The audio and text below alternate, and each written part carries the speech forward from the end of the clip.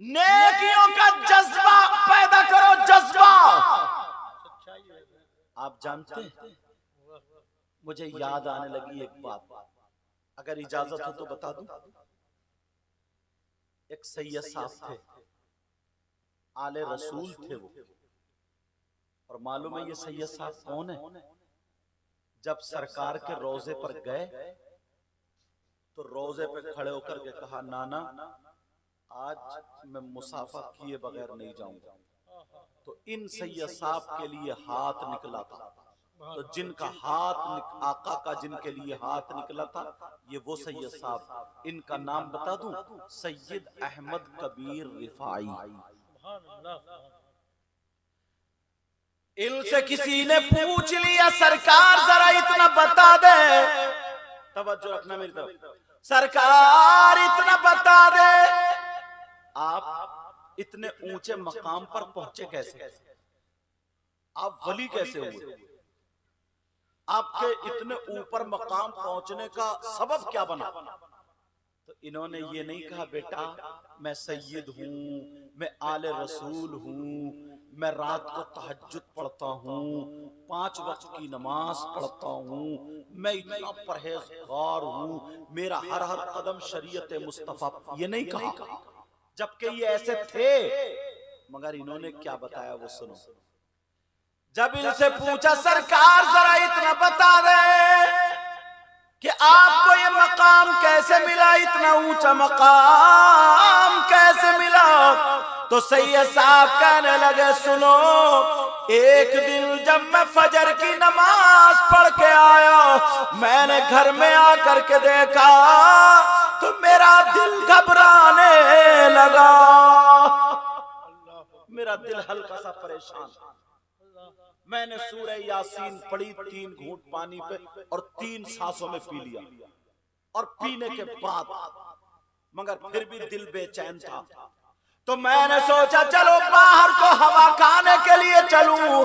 जैसे ही मैं बाहर निकला, वो सैयद साहब बोले, जब मैं बाहर निकला तो मैंने देखा एक कुत्ता घूम रहा है। कौन? बोलो। कुत्ता। और वो कुत्ता, उसकी जबान बाहर निकली पड़ी, उसके मुंह से झाग निकले पड़े, और पाए पाए की कर रहा है।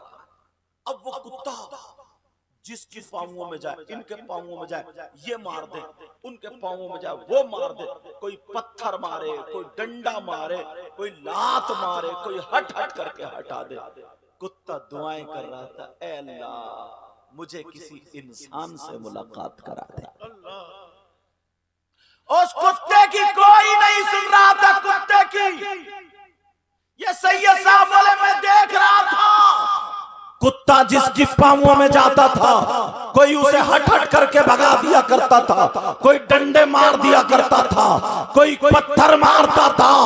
अब वो सैयद साहब बोले, ये कुत्ता मेरी तरफ को आया। जैसे ही मैंने देखा कुत्ता मेरी तरफ आया, ये तहमत बांधे हुए थे, लुंगी पहने थे। ये सैयद साहब बोले, मैंने अपने तहमत को समेट लिया, और समेटने के बाद मैंने अपना कदम पीछे हटाया। लेकिन जैसे ही पीछे हटा, मैंने सोचा कुत्ते का थूक ना लग जाए, कुत्ते की राल ना लग जाए, वरना मेरे कपड़े नापाक हो जाएंगे। आले रसूल बोले, जब मैं पीछे हटा मगर मेरी नजर कुत्ते की गर्दन पे पड़ गई, तो मैंने देखा कुत्ते की गर्दन पे इतना बड़ा जख्म था, और वो उसमें कीड़े बिलबिला रहे थे, कीड़े बिलबिला रहे थे। कुत्ता जिसकी वजह से परेशान था, मैंने दिल में कहा, मौला तू मेरी मदद फरमा दे ताकि मैं इस कुत्ते की मदद कर दूं। ऐ अल्लाह कोई रास्ता ऐसा बना दे ताकि मैं इस कुत्ते की मदद कर दूं। अल्लाह अल्लाह। वो सैयद साहब कहने लगे, मैंने इधर देखा उधर देखा, मुझे कुछ नजर नहीं आया, कुत्ता मेरी तरफ को बढ़ता रहा, मैंने कुत्ते को पुचकारा, ऐसे किया। वो सैयद साहब बोले, जब मेरे हाथ का इशारा मिला, कुत्ता दुम हिलाने लगा, कुत्ता बैठने लगा। कुत्ता समझ गया कि अब कोई इंसान मिल गया है, कुत्ता समझ गया अब कोई रहम दिल वाला मिल गया है। लोगों ये कोई इंसान नहीं है, ये कुत्ता है। लेकिन जरा देखो वो आले रसूल बोले, जब कुत्ता बैठ गया, कुत्ता तुम हिलाने लगा, अब मेरे आंसू से निकलने लगे। मैंने कहा या अल्लाह मुझे इस लायक बना दे ताकि मैं इसकी मदद करूं। मैंने इधर देखा उधर देखा तो मुझे एक तार मिल जाता है, मुझे एक तान मिल जाती है, लोहे की एक तान जैसे साइकिल की तान होती है। वो सैयद साहब उसे उठा करके लाए और लाने के बाद उन्होंने इस तरह चिमटी की तरह उस तान को बना लिया और बनाने के बाद कहा मैंने उसे चिमटी की तरह बनाया, अपने कपड़े समेट लिए और कुत्ते की गर्दन से कीड़ा उठाया फेंक दिया। कुत्ता देखने लगा ये अब मेरा इलाज होने लगा। वो सैयद साहब बोले मैंने दूसरा कीड़ा उठाया फिर फेंक दिया, तीसरा उठाया फिर फेंक दिया। सैयद साहब बोले मैंने सारे कीड़े कुत्ते के बीन दिए। अब जरा देखो कुत्ता ठंडी सांसें लेने लगा, कुत्ते की जबान अंदर हो गई, कुत्ते का थूक खत्म हो गया। लेकिन ये आले रसूल बोले अभी भी मेरे दिल को ठंडक नहीं पड़ी। मैंने इधर देखा तो मुझे दूब घास मिल गई जिसको दूबर बोलते हैं। कहा मैंने उखेड़ी, उखेड़ने के बाद झाड़ने के बाद पत्थर पे रख के दूसरे पत्थर से कुचल के एक टिकिया बना ली इतनी बड़ी, और टिकिया बनाने के बाद मैंने कुत्ते की गर्दन पे रख दी। जैसे ही कुत्ते की गर्दन पे रखी और मैंने अपनी लुंगी से एक चीर फाड़ी और फाड़ने के बाद कुत्ते की गर्दन में बांध दी। ये आले रसूल बोले मैंने जैसे ही वो चीर बांधी और जैसे जैसे कुत्ते का जख्म बढ़ता गया अल्लाह मुझे ऊंचा मकाम देता गया। जैसे ही कुत्ता ठीक हुआ अल्लाह ने मुझे वली बना दिया। नारे तकबीर, नारे रिसालत, मसलके आला हजरत, तालीमाते आला हजरत, इश्क मोहब्बत, अज़मत औलियाए कराम।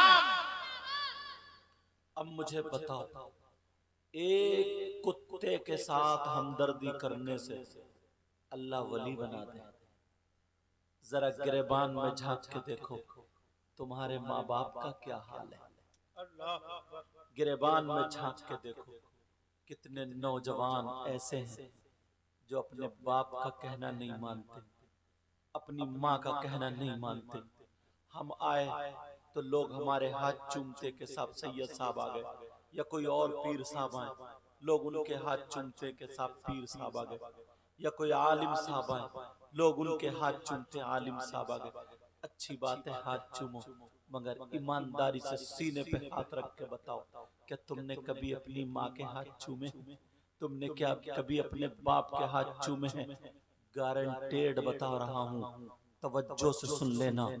अगर तुम्हारे माँ बाप नाराज हैं तो मुझ जैसे मौलाना हजारों एक तरफ, पीर एक तरफ, मुफ्ती एक तरफ, हजारों मौलाना, हजारों मुफ्ती, हजारों पीर तुम्हारे लिए दुआएं करते रहे। अगर तुम्हारे माँ बाप नाराज हैं, प्यारे गौर से सुन लेना, अगर माँ बाप नाराज हैं, तुम्हारी माँ और तुम्हारे बाप नाराज हैं, तो एक की भी दुआ तुम्हारे हक में काबिल कबूल नहीं है। और मैं तो यहाँ तक कहता हूँ अगर जिसके माँ बाप नाराज हैं, नबी के फरमान के मुताबिक उसका नबी नाराज है, और जिसके माँ बाप नाराज हैं उनका खुदा नाराज है। और जब माँ बाप नाराज हो, नबी नाराज हो, खुदा नाराज हो, तो कितनी नमाजें पढ़ लो, कितने रोजे रख लो, कितने जलसे कर लो, कितनी इबादतें कर लो, कितने हज कर लो, सब बेकार है। अगर माँ बाप नाराज है तो सब कुछ बेकार। आ गई समझ में? समझ रहे ना मेरी बात? अगर किसी के माँ बाप का इंतकाल हो जाता है, जरा गौर करो, तवज्जो करो।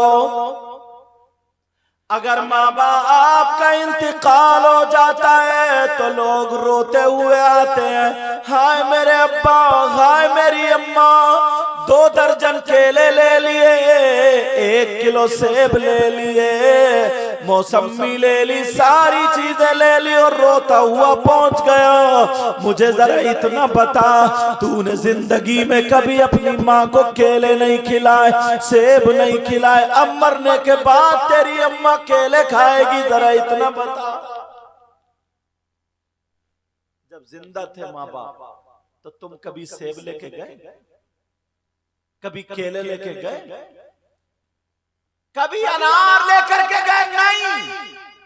लेकिन जैसे माँ बाप का इंतकाल, अब रोता फिर रहा, अब दहाड़े मार रहा। लेकिन याद रखो नौजवानों, इस प्रोग्राम का नाम इस्लाह माशरा कॉन्फ्रेंस है। जो हमारे अंदर खराबियां हैं, जो हमारे अंदर बुराइयां हैं, उनकी इस्लाह होनी चाहिए। ये प्रोग्राम इसलिए है, जरा अपने अंदर झांक करके एक मर्तबा देखो। अल्लाह ने फरमाया अगर कोई झूठ बोलेगा तो उस पे अल्लाह की लानत है, अल्लाह की लानत है। अब सबक ये लेना चाहिए कि आज के बाद कोई झूठ नहीं। अब दूसरी बात उठाता हूं जो हमारे समाज में चल रही है। बोलो उठाऊं? तुम्हारे ढक्का चार्ट में सुन लो, कोई ऐसा शख्स है कि मुर्गा मर जाए, मरे हुए मुर्गे को खा ले? बोलो नहीं। बकरा मर जाए, मरे हुए बकरे को खा ले? नहीं। तुम्हारे ढक्का चार्ट में कोई शख्स ऐसा है जिसके भाई का इंतकाल हो जाए और वो अपने मरे हुए भाई का गोश्त खाता? बताओ, है तुम्हारे ढक्का चार्ट में कोई और तुम है ऐसा जो अपने मरे हुए भाई का गोश्त खाती हो? आप कहोगे नहीं। अगर तुम्हारे गांव में यहाँ पे आ जाए और वो अपने मरे हुए भाई, उसके भाई का इंतकाल हो जाए और वो गोश्त नोच नोच के खाए, तुम उससे दोस्ती करोगे? हाँ या ना तो बोलो। उससे रिश्तेदारी करोगे? उसके गले में हाथ डाल के घूमोगे?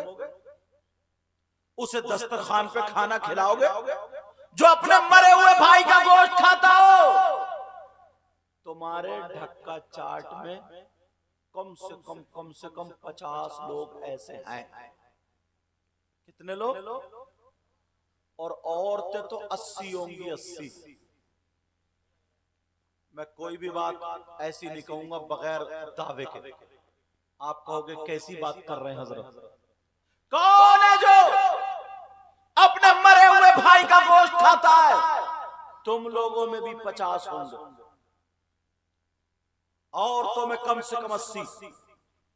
इजाजत हो तो बता दो, नाम लेके बताऊं? ऐसे ही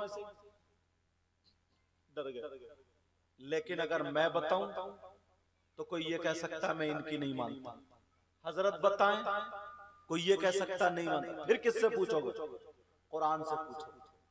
किससे पूछोगे? बोलो कुरान से पूछो। मुझे बताओ क्या कुरान की बात गलत हो सकती? कुरान का कोई लफ्ज गलत हो सकता है? कुरान की कोई आयत गलत हो सकती?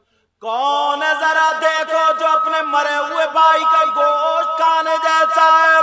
मैं कुरान शरीफ की आयत पढ़ता हूँ। अल्लाह फरमाता बिस्मिल्लाहिर्रहमानिर्रहीम वला यग़्तब बअदुकुम बअदा अयुहिब्बु अहदुकुम अन यअकुला लहमा अखीहि मैतन फकरिहतुम। पूछो इनसे ये कुरान की आयत है कि नहीं? देख लियो घर जाके कुरान में। और मोबाइल का जमाना, ये कुरान मैं अपनी तरफ से नहीं कह रहा हूं, बता रहा हूं ना, जो बात लाऊंगा या तो हदीस से या कुरान से। कौन है जो अपने मरे हुए भाई का गोश्त खाता है? औरतें भी सुन ले, आदमी भी। अगर ऐसा करता हो तो आज से तौबा कर लेना, क्योंकि ये इस्लाह माशरा, एक एक चीज जो हमारे अंदर है उसको खत्म करना। तर्जमा करूं इसका? आप कहोगे यार बात तो सही है। अल्लाह फरमाता वला यग़्तब बाज़ुकुम बाज़ा, ऐ लोगो आपस में एक दूसरे की गीबत मत करो, चुगली मत करो, पीठ पीछे बुराई मत करो। गीबत करते नहीं करते, पीठ पीछे बुराई करते नहीं करते, चुगली कोई नहीं है गांव में पीठ पीछे बुराई करने वाला, चुगली करने वाला, गीबत करने वाला बहुत लोग हैं। 50 मैंने कम बताए, 50 मैंने कम। और औरतें अल्लाह माफ फरमाए, जब तक इसके पेट का खाना हजम नहीं होता 2-4 जगह ये लड़ाई न करा दे। इतना जलन, हसद, कीना, बगावत। अगर किसी की लड़की का ना रिश्ता अच्छा हो जाए तो इस पे दौरे पड़ते हैं, दौरे कि इसकी लड़की का रिश्ता अच्छा हुआ ही कैसे। बास पेट में किसी तरीके से उसके घर पहुंच जाएगी, कुटनी बन घर पहुंच जाएगी। और पहुंचने के बाद इसे सब कुछ मालूम है, पानी पीने आई है, अच्छा पानी पीना आई तो आग लगाना आई है, आग पानी पीने आई है तो पूछेगी तुम्हारे कितने बच्चे, अब वो कहेंगे हमारा एक ही बेटा, अच्छा और एक ही बेटी, अच्छा कितनी जमीन है, इतनी जमीन है, मकान 2 मंजिल है, अच्छा कमाता, दौलतमंद है, खूबसूरत बेटा, अच्छा बेटे का रिश्ता कहीं हो गया और इसे सब पता ये कैंची लेगा ये काटना। बोली हाँ रिश्ता हो गया, कहाँ हुआ, ढक्का चाट में। अच्छा ढक्का चाट हुआ, कहा कौन सा घर है, कब वो मस्जिद के सामने वाला। अच्छा वो जो गोरे रंग की लड़की है खूबसूरत सी, बोली हाँ, बोली अच्छा वाह, क्यों, कुछ नहीं, उसको दौरे पड़ते थे, अब वो ठीक हो गई है क्या, कुछ नहीं, उसमें बस इतना ही काफी है, भांजी मारने के लिए का उस पे हवाई असर था, का वो ठीक हो गई। एक तो वैसे ही लड़के वाले इतना मुंह फैला, बैठ जाओ, ये आ जाओ, इधर आ जाओ, हाँ जा अल्लाह ताला, हाँ जा तबीयत थोड़ी इनकी से, अल्लाह ताला इनको शिफाए कामिल आजिल अता फरमाए। और भी कोई अगर ऐसा हो जिसकी तबीयत नासाज, अल्लाह उनको भी शिफाए कामिल आजिल अता फरमाए। अब ये कुटनी रिश्ता काटने गई, बोली उस पे हवाई असर। एक तो वैसे ही लड़के वालों को मत पूछो, लड़के वाले पहले मालूम है बाजार में कौन बिकते थे, गधे, घोड़े, बैल, बकरी, ऊंट, भैंसिए, भैंसे। और अब शादी के मौके पे लड़के बिक रहे हैं, 4-4 लाख में मंगनिए, 4-4 लाख में। और अब तो शिफ्ट से नीचे उसकी माथे की गुंडी निकलती नहीं, गेगले बुलेट मांग रहे हैं, गेगले जिनके कूले टेढ़े हैं, कुबिया हुआ चल रहा तो लग रहा कि पहाड़ चल रहा, वो बुलेट मार रहा, थूक निकल रहा इसका, थूक। इस कुबड़े से ये पूछो तू बुलेट पे तेरी कमर है उधर, गद्दी है इधर, काय पे रखेगा तू। अच्छा तुम्हारे ये बातें बहुत समझ में आ रही है, जरा सोचने की बात है।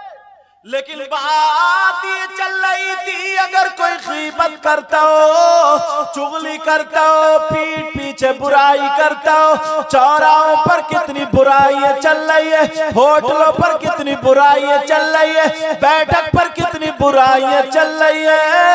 एक तो मिल गए कुछ नहीं, गीबत करने लगे, चुगली करने लगे। मुबारकबाद देना इन कमेटी वालों को, इन्होंने जो जलसा किया और इन्होंने अपने घर से नहीं किया, तुमने कराया, चंदा दिया तब हुआ। लेकिन सुनो मुबारकबाद सारे लोगों के लिए, गीबत करने वाले, चुगली करने वाले, पीठ पीछे बुराई करने वाले, अल्लाह फरमाता है वला यग़्तब बादुकुम बादा अयुहिब्बु अहदुकुम अन यअकुला लहमा अखीहि मैतन फकरीतमू। अगर कोई गीबत करेगा, चुगली करेगा, पीठ पीछे बुराई करेगा, तो गीबत करने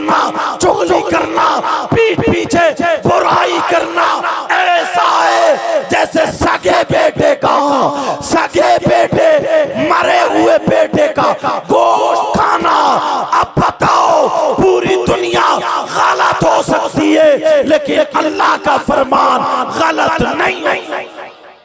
क्या कहने हजरत, नारे तकबीर, नारे रिसालत, मसलके आला हजरत, इस्लाहे मुआशरा कॉन्फ्रेंस। आज के बाद कोई गीबत करेगा, चुगली करेगा, अच्छा बाज ना हज करिए, हज करके भी नहीं सुधरा। हाँ, कई गांवों में ऐसा देखा, हज करने से पहले थोड़ा ठीक भी था, अब हज करने के बाद भी हाजी हुआ तो पूरे गांव में झगड़ा फैलाए पड़ाई। पूरे गांव में ये हाजी मानते ही नहीं, इधर से उधर कर देता, उधर से उधर कर देता, उधर से उधर टांगे फैलाए पड़ा साहब। इसलिए मैं ये कहता हूं, गीबत करना, चुगली करना, पीठ पीछे बुराई करना, अल्लाह फरमाता ऐसा है जैसे मरे हुए भाई का गोश्त खाना। पसंद करोगे? मेरे नबी की बारगाह में ना दो औरतें गई, जरा सुन लियो ये बात, औरतें सुन ले। दो औरतें गई, अपने मसाइल पेश की, मेरे नबी ने बता दिया। अब नबी ने कहा तुम दोनों अपने मरे हुए भाई का गोश्त खा के आई हो? दोनों औरतें चुप चुप चुप कहने लगी, आका ऐसे कैसे हो जाएगा, हम अपने मरे हुए भाई का गोश्त कैसे खा लेंगे? नबी ने फरमाया तुम खा के आए। काका हम नहीं खा सकते, का खा के आए हो? औरतें कहने लगी कसम रब्बे काबा की आका, मरे हुए भाई का गोश्त तो अलग रहा, आज की डेट में हमने गोश्त ही नहीं खाया। मेरे नबी फरमाने लगे दोनों खड़ी हो, चलो उधर चलो, हल्क में उंगली डालो और डाल करके कै कर दो।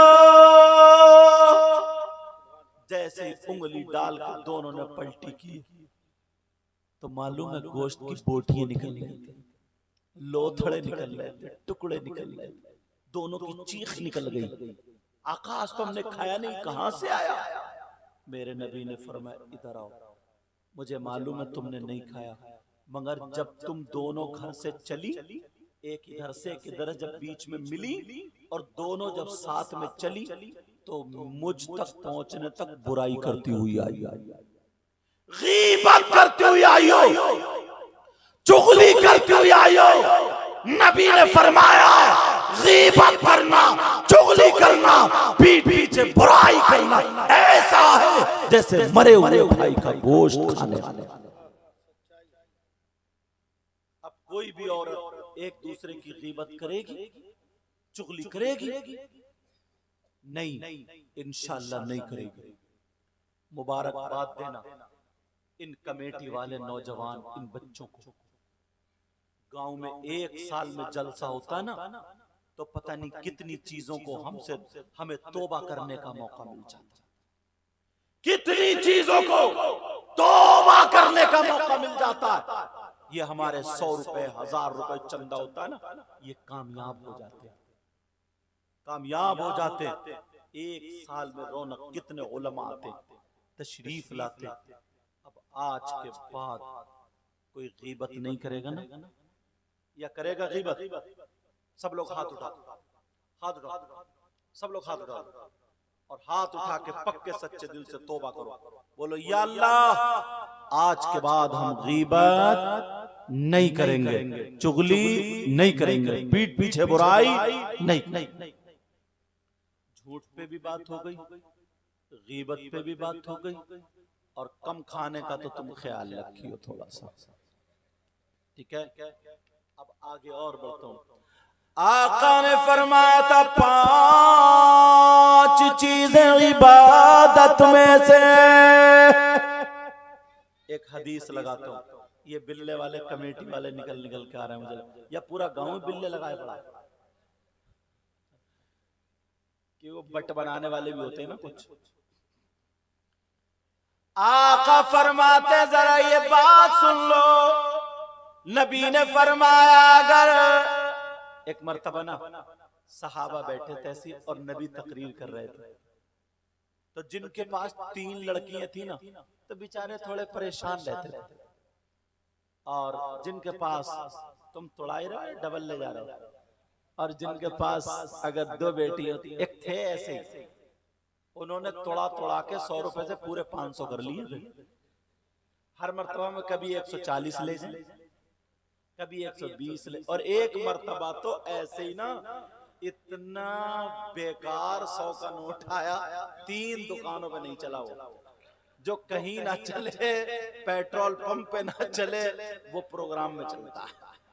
समझे? डेंटिंग, पेंटिंग, टांगे उसकी टूटे हुई, हाथ पांव टूटे हुए, लाके डालिए, करारे करारे ले गया। ध्यान रखियो, कोई तोड़ाने आया तो नाज़िम साहब। अब बात क्या चल रही, मेरे तरफ तवज्जो। मेरे नबी ने फरमाया, वो इसलिए ये बातें कह देता हूं ना, ताकि तुम थोड़ी सी थकावट तुम्हारी उतर जाए। मेरे नबी ने फरमाया, लोग जो थे ना, जिसकी 3 बेटियां ना, कोई बेटा नहीं था, तो थोड़े बेचारे सुस्त रहते। मेरे नबी ने फरमाया, लोगों, जानिसारो, चाहने वालों, अगर जिसकी 3 बेटियां हो और वो तीनों की सही परवरिश कर दे, तो वो जन्नत का हकदार है। बेटियों की वजह से जन्नत का हकदार। जब इतना कहा, बेटियों की वजह से जन्नत का हकदार, खुश हो गए बेटियों वाले। अब नबी का फरमान, जिनकी बेटियां हो वो परेशान ना होना, क्योंकि सही परवरिश कर दोगे तो जन्नत के हकदार। मेरी तरफ देखो, मेरी तरफ, वो जन्नत के हकदार। एक सहाबी खड़े हो गए, आका मैं भी कुछ पूछना चाहता हूं। बेटा बात मत करो, ओ कमेटी वालों, ओ कमेटी वालों, अब तुम्हारा नाम ले दिया तो तुम बात शुरू हो गई। समझे? अब हुआ यूं, एक सहाबी खड़े हुए, कहने लगे, आका अगर जिसकी 2 बेटियां हो तो मेरे नबी ने फरमाया, अगर जिसकी 2 हो सही परवरिश कर दे तो वो भी जन्नत का हकदार। बेटी वाले बोले सुभान अल्लाह। एक सहाबी और खड़े हुए, कहने लगे, आका अगर जिसकी 1 बेटी हो तो नबी ने फरमाया सही परवरिश कर दे तो जन्नत का हकदार। यार बेटी, अब बताओ रहमत है या जहमत? बताओ, रहमत है ना? बेटियों की वजह से जन्नत। नमाज पढ़ो तो जन्नत मिलेगी, हज करो तो जन्नत मिलेगी, रोजे रखो तो जन्नत। इधर बेटियों की सही परवरिश करो तो जन्नत। बेटियों की वजह से जन्नत। तवज्जो रखना ये जुमला, सही परवरिश कर दे तो। लेकिन अब इस पे दूसरी हदीस लगाता हूं, क़ाला क़ाला रसूलुल्लाह सल्लल्लाहु तआला अलैहि वसल्लम सलासा ला यदखुलूनल जन्नह अल आक़ु लिवालिदैहि वद्दयूस वरजुलतुन निसा। नबी फरमाते हैं, मेरी उम्मत में 3 किस्म के लोग ऐसे हैं जो जन्नत में नहीं जाएंगे। इधर नबी कह रहे हैं जन्नत में नहीं जाएंगे, उधर जहन में रखना बेटियों की वजह से जन्नत। अब नबी फरमा रहे 3 लोग जन्नत में नहीं जाएंगे। कौन कौन? नंबर 1 माँ बाप का नाफरमान जन्नत में नहीं जाएगा। नंबर 2 दयूस जन्नत में नहीं जाएगा। अब दयूस कौन है, कहाँ का रहने वाला? ये तो खोलू ना, दयूस कौन है, कहाँ का रहने वाला? तो सुनो, दयूस के बारे में बताता हूँ। ऐ लोगों, अब तुम्हें अपने गिरेबान में झांकना पड़ेगा। जिनके घर में बेटियां हैं, जरा देखो कहीं ऐसा तो नहीं है हमारी बेटी बगैर दुपट्टे के घूमती हो, कहीं ऐसा तो नहीं है हमारी बेटी फैशनीले कपड़े पहन के घूमती हो, कहीं ऐसा तो नहीं है हमारी बेटी मोबाइल चलाती हो, कहीं ऐसा तो नहीं है हमारी बेटी शादी में फैशनीले कपड़े पहन के, शरारे गरारे लाजो पलाजो पहन के जिस्म दिखा रही हो। ओ लोगो गिरेबान में जाको, मौलाना की बात गलत हो सकती है, मुफ्ती की बात गलत हो सकती है, आलिम की बात गलत हो सकती है, मेरी बात गलत हो सकती है, तुम्हारी बात गलत हो सकती है, मगर नबी की बात गलत नहीं हो सकती। दयूस वो माँ बाप है जिनकी बेटियां आवारा घूम रही हो, दयूस वो माँ बाप है जिनकी बेटियां बगैर दुपट्टों के घूम रही हो, दयूस वो माँ बाप है जिनकी बेटियां गले में दुपट्टा डाल के अपना जिस्म दिखा रही हो, दयूस वो माँ बाप है जिनकी बेटियां शादी के मौके पर बड़े बड़े लाजो पलाजो फैशनीले कपड़े पहन के जिस्म की नुमाइश करा रही हो, दयूस वो माँ बाप है जिनकी बेटियां मोबाइल पर चैटिंग सेटिंग कर रही हो, और वो माँ बाप उसके चालो चलन से, उसके पहनावे ओढ़ने से उससे राजी हो, तो वो माँ बाप दयूस है। और नबी फरमाते हैं दयूस जन्नत में नहीं।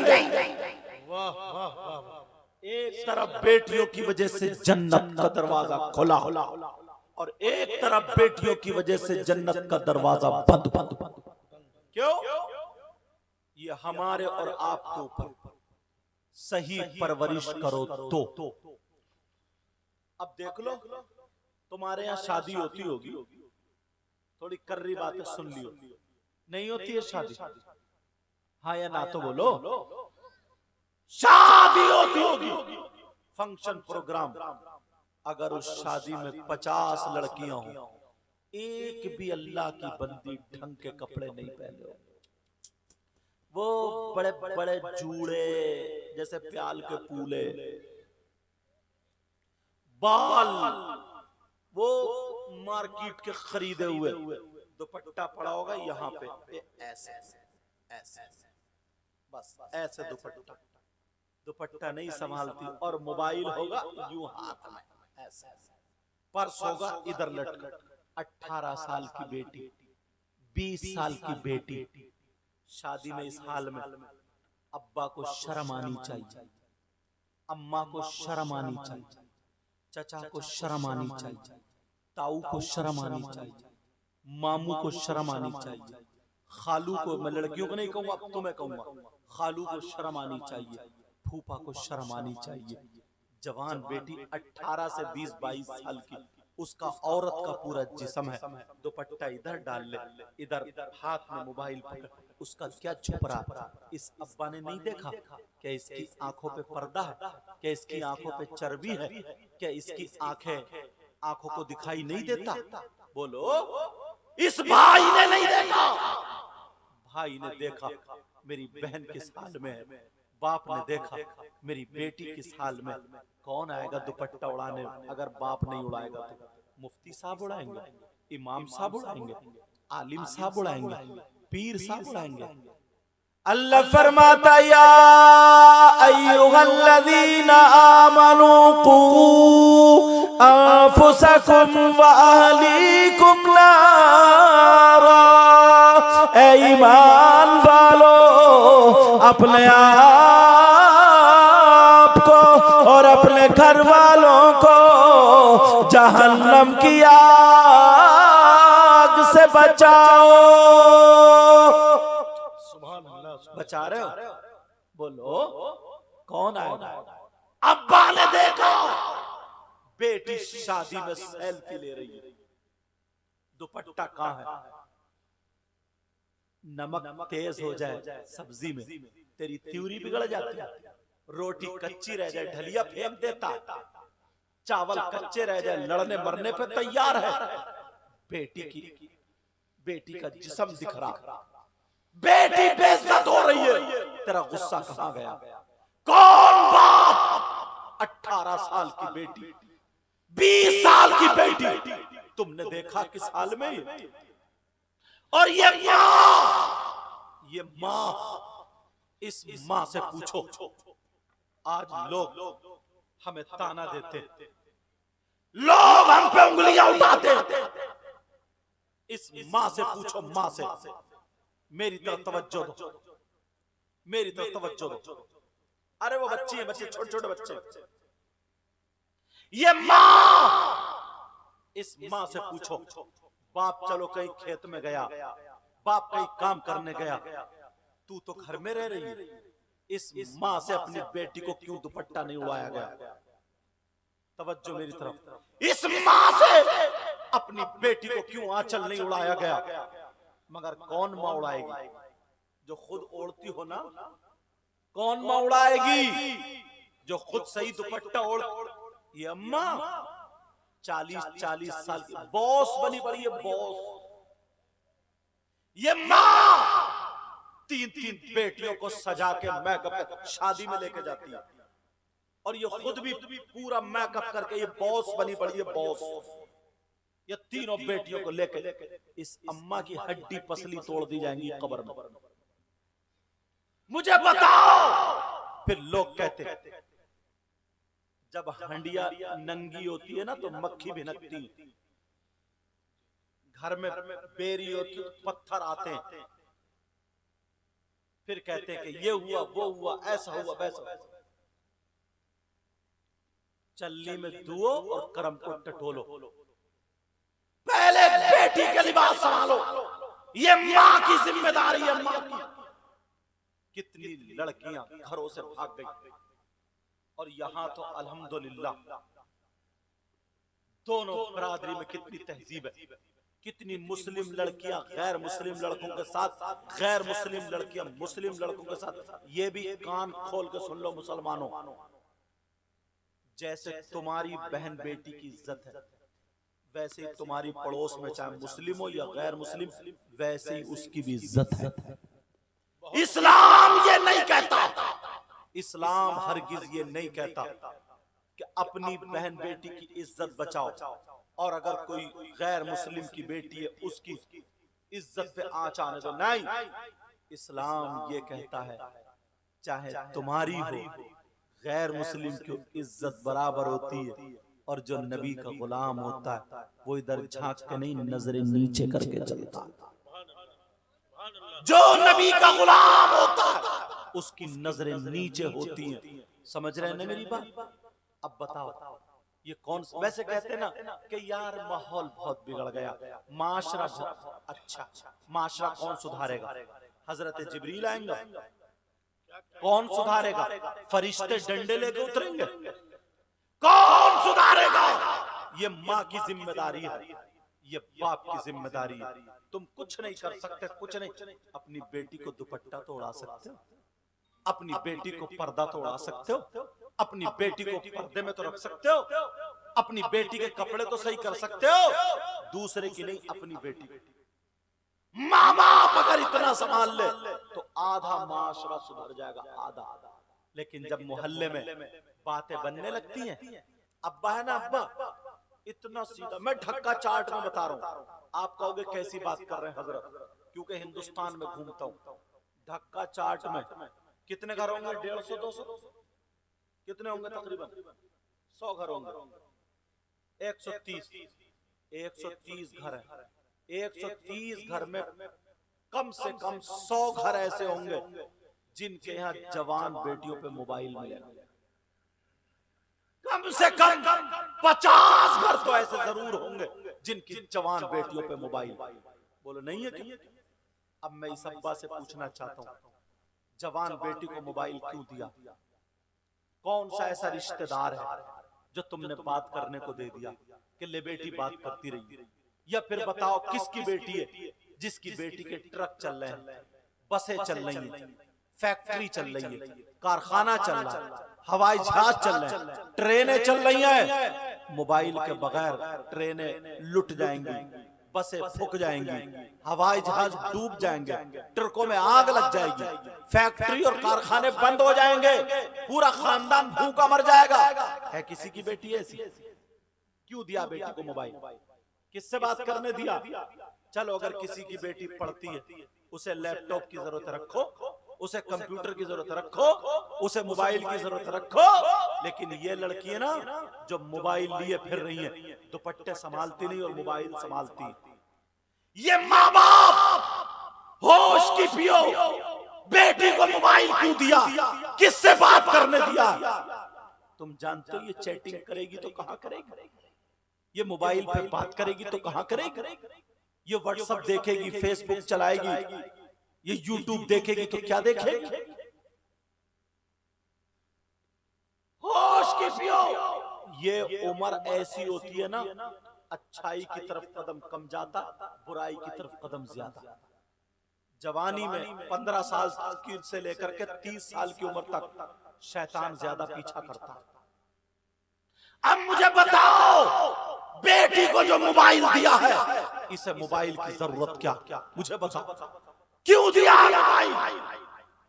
कितनी लड़कियां मोबाइल के जरिए घरों से निकल गई।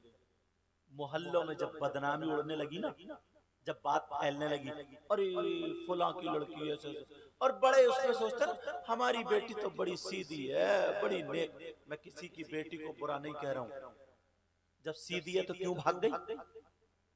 जब सीधी है तो मोहल्ले में क्यों हो रही है बदनामी? जब सीधी है तो रिश्ते क्यों छूट गए?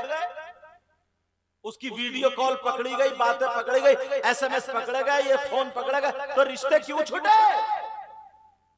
6 महीने की शादी खत्म कर दी गई। मोहल्ले में जब बात उड़ने लगी, अब रोता हुआ है, इमाम साहब कोई मियां ऐसा बता दो ना जो मेरी बेटी का दिमाग पलट दे। अच्छा, अब मियां पलटेगा दिमाग, अब मियां पलटेगा। इतना बिगाड़ दिया, इतना आगे बढ़ा दिया। अब तावीज तो छोड़ो, मियां को भी गले में लटका दोगे ना तब भी नहीं पलटेगी। हंसने की बात नहीं, ऐसे हालात। मुबारकबाद देना इन कमेटी वालों को जो इन्होंने जलसा किया और ये बातें हम तक पहुंच रही। हो सकता किसी बहन के जहन में आ जाए, किसी भाई के जहन में आ जाए, हमारे गांव का माहौल सुधरता हुआ नजर आ जाए। मोहल्ले में बातें उड़ने लगी, बातें उड़ने लगी कि ऐसे ऐसे कानों कानों में बात, और औरत चलती फिरती मीडिया। मोबाइल में रेंज ना है, नेटवर्क ना है, इसकी रेंज 24 घंटे रहती है, इसका नेटवर्क नहीं गायब होता। मोहल्ले में अगर कोई बात उड़वानी हो, पेपर में मत दो, अखबार में मत दो, मीडिया में मत डालो, किसी एक औरत को बता दो और ये कह दियो कहिए मत। 2 दिन के बाद आओगे तो पूरे गांव में उड़ाई मिलेगी और सबकी जबान पे ये रहेगा कहिए मत। इतनी हाई मीडिया आई, कानों कान खबर पूरे गांव में फैल गई। अब जब फैल गई ना, प्याला भर गया, अब रोती हुई आ रही है अब्बा के पास, अपने शौहर के पास। पता नहीं मेरी बेटी तो बड़ी शरीफ थी, बड़ी नेक थी, पता नहीं मेरी बेटी पे किसी ने जादू करा दिया, पता नहीं मेरी बेटी पे कोई हवाई असर हो गया, पता नहीं झटका हो गया, किसी ने दिमाग, कोई जादू वादू नहीं करा। इस अम्मा की कमर पे 3 लठ मारो और तोड़ दो कमर इस अम्मा की, सब जादू खत्म। मगर देखभाल के मारी, अगर तगड़ी हुई ना तो तुम्हारी लहर निकाल देगी। लेकिन सुनो,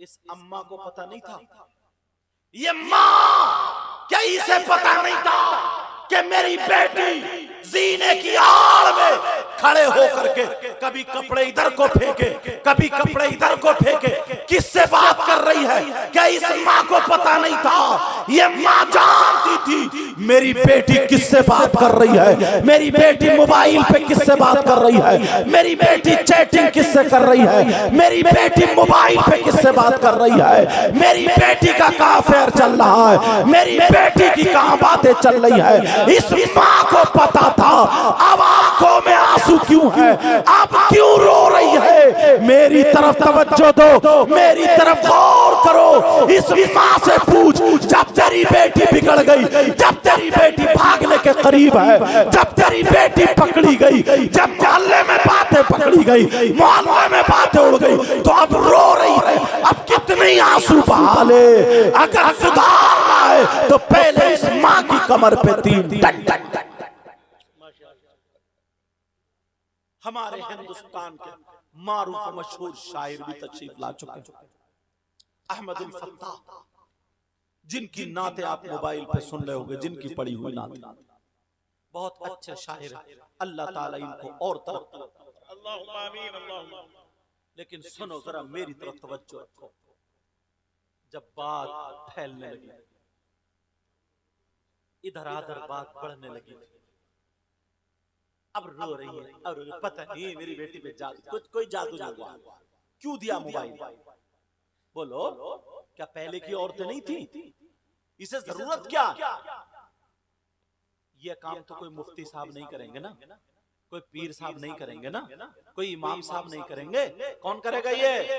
माँ बाप। कौन करेगा ये काम? माँ बाप। और कमेटी वाले भी सिर्फ इतना काम करेंगे कि ये पिंडाल लगा दें, सजा दें, इतना अच्छा इंतजाम, इतना प्यारा इंतजाम, इतने शानदार तरीके में खाना खिला रहे हैं, उलमा को बुला रहे हैं। किस लिए बुला रहे हैं? इनके बेटे की शादी है क्या, या इनकी बेटी की शादी है, भाई की शादी है, बहन की, इनके रिश्तेदार की? नहीं, ये जलसा इसलिए करा रहे हैं। और इमाम साहब क़िबला को इस जलसे का सरपरस्त बनाया, कारी साहब को इस जलसे का सरपरस्त बनाया, पढ़े लिखे को सरपरस्त क्यों बनाया? इसलिए ये जलसा कर रहे हैं ताकि हमारे गांव में सुधार आ जाए, ताकि हमारे गांव की बुराइयां निकल जाए, खुराफात। कौन सी माँ ऐसी है जिसे पता नहीं है मेरी बेटी का कहां मोबाइल पे कनेक्शन है? कोई माँ ऐसी? सारी माओ को पता, जीने की आड़ में खड़े हो गए किससे बात कर रही है, मगर जानबूझ के अंधी बनी पड़ी, जानबूझ के। चक्कर क्या मालूम? चक्कर ये है ना, शादियों में जो सजा के ले जाती हैं और जो डेकोरेशन करा के, इसलिए पहले रिश्ते आते थे ना, उनकी नेकी को देख करके रिश्ते आते थे, उनकी अच्छाई को देख करके। लड़कियों के रिश्ते आते थे खानदान की शराफत को देख के। और अब लड़के शादी में जाते ना, ऐसे घूम रहे हैं जैसे बौराने कुत्ते। हाँ, जैसे इनके घर में इनकी माँ बहन है ही नहीं, समझे? इससे पूछो कैसी चाहिए तुझे, शादी करेगा तो इसे चाहिए भूरी, और खुद है कलुआ। तू तो एक मर्तबा कम से कम देख लेता शीशे में अपना मुंह। शराफत देखो। नबी ने फरमाया, अब लोग मुझे कम देख रहे हैं, तोड़ाने वालों को देख रहे हैं। नबी ने फरमाया शादी की जाती है चार चीजों की बिना पर। ले मालिहा, उसके माल की वजह से, ले हसबिहा, उसके खानदान की वजह से, ले जमालिहा, उसकी खूबसूरती की वजह से, वली दीनिहा, उसके दीन की वजह से। ये चार चीजें हैं, चार लड़की हैं, एक दीन वाली दीनदार और एक खूबसूरत खानदान वाली, समझ रहे हैं, और एक माल वाली। किसको अपनाओ? किसी मौलाना से मत पूछो, नबी से पूछो। नबी फरमाते फज़फर बिज़ाति दीन, दीन वाली को अपना लो, इंशाअल्लाह कामयाब रहो। लेकिन कहां? पहले जो थे ना, माँ बाप रिश्ता करते थे, ढूंढते थे, छानते थे, फटकते थे, इसकी नानी कहाँ की है, इनकी दादी कहाँ की है, इनके अब्बा कहाँ के हैं, इनकी बहनों की कहाँ कहाँ शादी हुई है, रिश्ते पूरी हफ्तों में डिटेल निकालते थे, महीनों तक ये डिटेल निकाल। अब तो कोई मतलब ही नहीं, बेकार से बेकार खटारा, मुंह पे पेंटिंग डेंटिंग करी, लाली लगाई, इसको 2 SMS लिख दिए, ये मरा फिर रहा उसी के पीछे, घूमा फिर रहा उसी। अब अब्बास अम्मा के पाँव दा, अम्मा मैं शादी करूंगा उसी से करूं। वो कह रहे नहीं बेटा, तेरे मतलब की नहीं है, खानदान अच्छा नहीं है, उसके घर पे और भी 2-4 आदमी आते जिन्हें कहता है, अब चूहे मारने की दवा लिए फिर रहा, कह रहे खाऊंगा और मर जाओ। तो मरो, फिर रोते काहे को? लेकिन सुनो, ये जो जलसा कराया गया इसीलिए ताकि ये बुराइयां निकले, खराबियां निकले हमारे अंदर से, ऐसे हालात। और जरा तवज्जो, एक चीज और उठाता हूं जो बड़ी तेजी से चल रही है, लोग मालदार होने के चक्कर में। मुझे एक बात बताओ, क्या तुमने अपनी जिंदगी में कोई शख्स ऐसा देखा जो सगा बेटा तवज्जो रखना इस बात पर, इसलिए आसान बोल रहा हूं ताकि आपकी समझ में आ जाए, और तेज भी नहीं बोल रहा हूं, रुक रुक के बोल रहा हूं। सगा बेटा, मेरे बात फौरन शायर इस्लाम को सुनेंगे। सगा बेटा, सगा बेटा अपनी माँ के साथ जिना करे, अपनी माँ के साथ गलत हरकत करे, उससे ज्यादा नालायक कोई हो सकता? बताओ, उससे ज्यादा बुरा कोई हो सकता? उससे ज्यादा खराब कोई हो सकता है? अब क्या बताऊं मैं तुम्हें, तुम्हारे यहाँ के हालात तो मुझे पता नहीं, मगर मुसलमानों में 5% हो गए। कौन है वो? मेरी बात भी गलत हो सकती है, तुम्हारी भी, मगर मैंने कहा ना जो कर्री बातें होंगी या तो कुरान से टकराऊंगा या हदीस से। अगर तुम्हें कोई ऐसा मिल जाए जो अपनी माँ के साथ गलत हरकत करता हो, बोलो उससे दोस्ती करोगे, बोलो उससे रिश्तेदारी करोगे, और अगर तुम में से कोई हो तो तौबा करेगा, बोलो इंशाअल्लाह। कौन है वो? यार क्या इससे ज्यादा नीच हो सकता? क्या इससे ज्यादा बुरा हो सकता? क्या इससे ज्यादा खराब हो सकता? जो माँ, जिस माँ ने 9 महीने पेट में रखा, जिस माँ ने दूध पिलाया, जिस माँ ने दूध पिलाया, 9 महीने पेट में रखा हो, वो कितना नालायक बेटा होगा, कैसा होगा जो अपनी माँ के साथ गलत हरकत करे। इजाजत हो तो सुनो, हदीस शरीफ सुन लेना। मेरे नबी फरमाते हैं, तुमने नाम सुना होगा सूद और ब्याज का, कितने लोग अब कारोबार करने लगे। इधर पूरनपुर की साइड में तो ज्यादा चलता है, इसलिए ये हदीस मैंने सुनाई, क्योंकि ये इलाका भी मिलता जुलता है, मगर अल्लाह का फजल है शायद यहाँ पे ना कोई ऐसा हो। मगर सुनो, सूद और ब्याज, जो लोग दिल्ली जाते हैं कमाने, 500,000 रुपए कमाते हैं और रिक्शा चलाते हैं, टेम्पो चलाते हैं, जैकेटें बनाते हैं, सारे काम करते हैं, और फिर उसके बाद सट्टा लगाते हैं, उसके बाद जुआ खेलते हैं। लेकिन सुनो, सूद और ब्याज का नाम सुना होगा तुमने, सूद और ब्याज कितने लोग कारोबार कर रहे हैं। एक चीज और, कमेटी पड़ती है, कमेटी 10 लोग इकट्ठे हुए 10,000 रुपए करके, तुमने 1 लाख रुपए जमा कर लिए, और फिर वो 90,000 में उठा रहे हो, वो 85,000 में उठा रहे हो, वो 95,000 में उठा रहे हो। बोलो उठाते हो नहीं उठाते? कर लो, करते नहीं करते ऐसा? ऐसे हालात सूद और ब्याज का जो भी कारोबार करता है, ये चैनल के जरिए दूर तक बात जाएगी। सूद और ब्याज का कारोबार करने वालों, नबी फरमाते हैं सूद और ब्याज का जो गुनाह है, इस पूरे गुनाह के 70 टुकड़े हैं, 70 हिस्से हैं। एक हदीस में 73 का जिक्र आता है। मिसाल के तौर पर इस कोने से लेकर के इस कोने तक अगर 70 टुकड़े रखे हो, सबसे बड़ा वाला इधर हो, फिर छोटा वाला, फिर छोटा वाला, फिर छोटा वाला, फिर छोटा वाला, फिर छोटा वाला। अब जरा सुनो, सबसे छोटे वाले का गुनाह, नबी फरमाते हैं सूद और ब्याज का गुनाह सबसे छोटे वाले टुकड़े का गुनाह, और पाप ऐसा है जैसे सगे बेटे का माँ के साथ जिना। बोलो या अल्लाह हमारी तौबा। अल अमान अल हफीज, अल अमान अल हफीज। तुम्हारे यहाँ से जब ये पैगाम जाएगा चैनल के जरिए, और अगर कोई अगर ऐसा हो प्यारो, मैं मुझे नाम का पता नहीं, और अल्लाह ना करे कोई यहाँ पे हो, अगर कोई ऐसा हो तो तौबा कर लेना। तुम्हारे रिश्तेदारों में हो तो ये बात पहुँचा देना। समझ में आ रही है बात? आज के बाद हराम का लुक़मा नहीं खाएंगे, आज के बाद झूठ नहीं बोलेंगे, आज के बाद किसी को तकलीफ नहीं देंगे। मैंने कितनी हदीसें पढ़ी है, कुरान की आयतें पढ़ी है, और जरा थोड़ा सा सुन लो ताकि बात आगे बढ़ती चली जाए। हमारे शायर साहब आ चुके हैं। एक चीज और उठाऊंगा, एक चीज और लूंगा। हजरत एक मजार शरीफ पे मैं गया, अल्लाह अल्लाह, आंखों में आंसू आ गए। उर्से पाक था, तकरीर थी हमारी, बहुत बड़े पाए के बुजुर्ग, बहुत बड़े अल्लाह के वली, जहां पर लोगों की तमन्नाएं पूरी, आरज़ुएं पूरी, मन्नतें पूरी हुआ करती थी। मगर मैं जब हाजिरी के मैंने सोचा चलो फातिहा पढ़ लूं। वहां का जो मुजाबिर देखा मैंने, इस हाल में देखा, काले कपड़े पहने हुए था, अंगूठियां थी, कई एक तरीके के बाल लंबे लंबे थे उसके, और वो पता नहीं गांजा पी रहा था, पता नहीं सुल्फे में क्या रखे हुए था, वो नशे वाली चीज पी करके अल्लाह समझ, और जब कश लगाता था पी करके, जब वो धुआं छोड़ता था उस धुएं पे फूंक मारता था और कहता था हक अली, हक अली, हक अली। अल्लाह समझ, दिल फटने के करीब था। बताइए मौला कायनात हजरत अली का कहाँ नाम लिया जा रहा है, और लोग समझ रहे हैं कि ये आशिक अहले बैत है, लोग समझ रहे हैं कि ये आशिक आले रसूल है, लोग समझ रहे हैं ये आशिक मौला कायनात है, लोग समझ रहे हैं कि ये नबी के घर वालों से मोहब्बत करता है।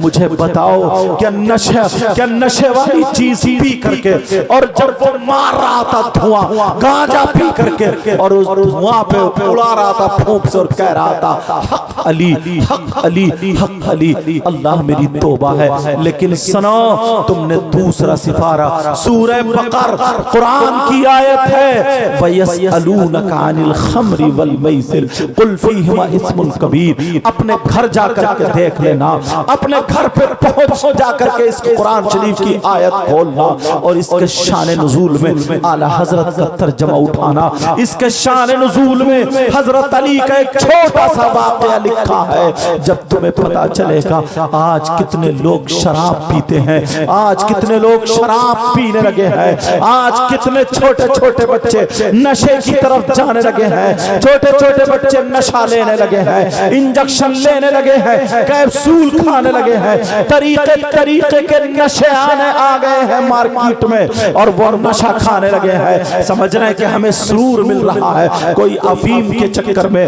कोई अफीम की शक्ल में, कोई चर्स की शक्ल में, कोई सिगरेट में रख के पी रहा है, कोई कैसे ही खा रहा है। लेकिन जरा सुनो, हजरत अली से प्यार करने वालों, हजरत अली से मोहब्बत करने वालों, हजरत अली का ये वाक़या सुनो। हजरत अली फरमाते हैं, कुरान शरीफ में शान नुज़ूल में इस आयत के तहत लिखा हुआ है, हजरत अली फरमाते हैं अगर कहीं पे तालाब हो और उस तालाब में शराब के चंद कतरे डाल दिए जाएं, हजरत अली फरमाते हैं शराब के चंद कतरे डाल दिए जाएं, और वो शराब के जब चंद कतरे डाले गए पानी में, वो पानी अब जमीन में खुशक हो जाए, और उस जमीन पे घास जम आए, उस जमीन पे घास उग आए।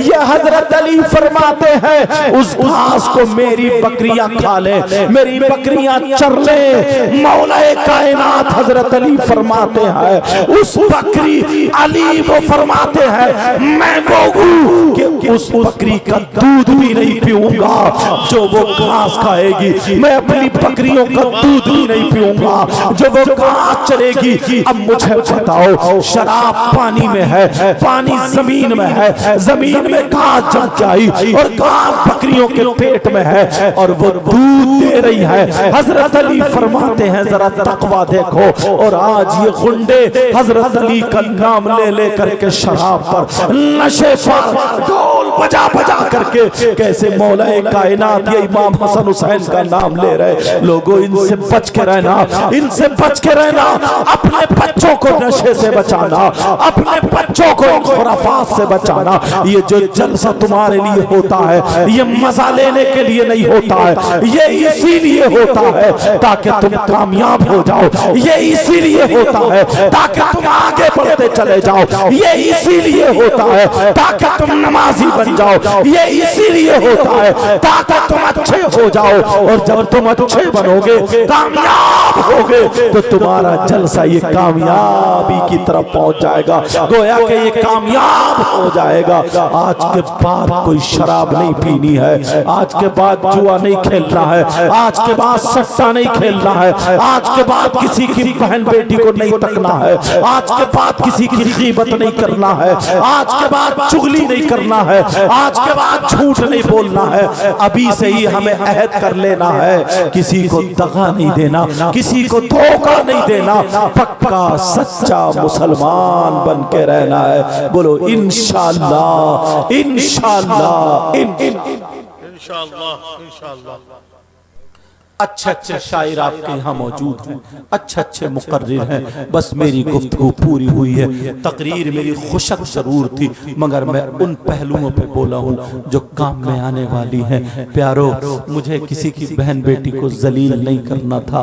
माफ़ी चाहता हूँ, माजरत चाहता हूँ। अगर किसी को किसी के दिल पे कोई बात लगी हो, किसी के दिल को ठेस पहुँची हो, मेरा मकसद हरगिज़ नहीं था कि मैं किसी को जलील करूँ। मेरा मकसद ये था कि हमारी पूरी कौम सुधरती हुई नजर आए, हम बुराइयों से बच करके अच्छाइयों की तरफ को आ जाए। आज के बाद इतने प्यारे हो जाओ, तुम्हारे चेहरों पे दाढ़ी हो, तुम्हारे सर पे टोपी हो, जिधर से गुजरो सलाम करते हुए गुजरो, पक्के सच्चे नबी के गुलाम हो जाओ।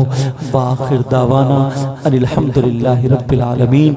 इसमें जो गलती हुई हो सबको गवाह बना करके मैं तौबा करता हूँ। आप भी तौबा कीजिए, पढ़िए अस्तगफिरुल्लाह रब्बी मिन कुल्लि ज़ंबिन व अतूबु इलैह। कलमा शरीफ पढ़े, ला इलाहा इल्लल्लाहु मुहम्मदुर रसूलुल्लाह व मा अलैना इल्लल बलाग। अस्सलामु अलैकुम व रहमतुल्लाहि व बरकातुहू। माशाअल्लाह, बहुत अच्छी, जिंदाबाद, जिंदाबाद। बहुत